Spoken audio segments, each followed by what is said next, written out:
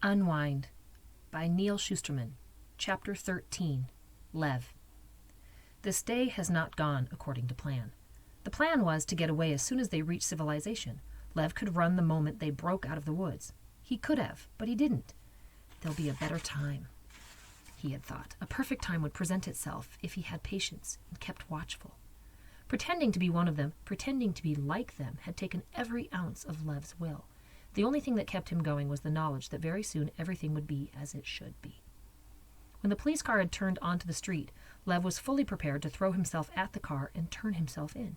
He would have done it if it weren't for one thing. Their pictures weren't in the paper. That bothered Lev even more than the others. His family was influential. They were not to be trifled with. He felt certain that his face would be the biggest thing on the front page. When it wasn't, he didn't know what to think.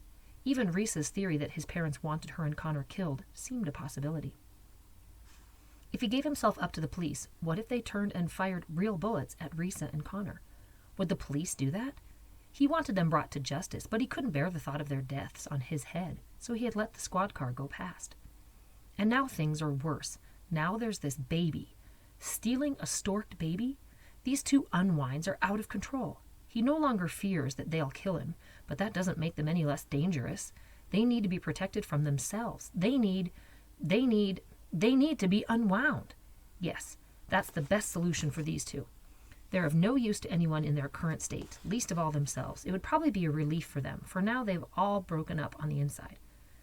Better to be broken up on the outside instead.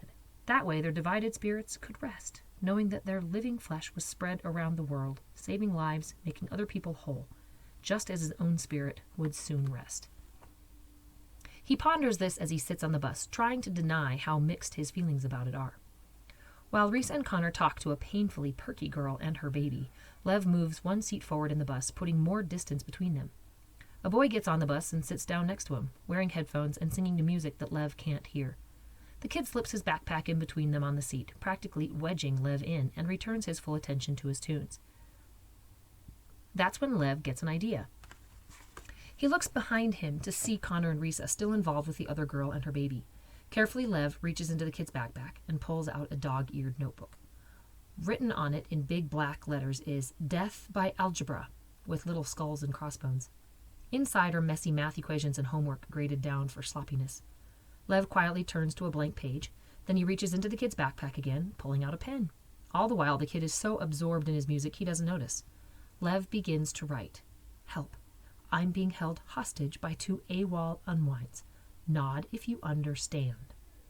When he's done, he tugs the boy's shoulder. It takes 2 tugs to get his attention. Yeah.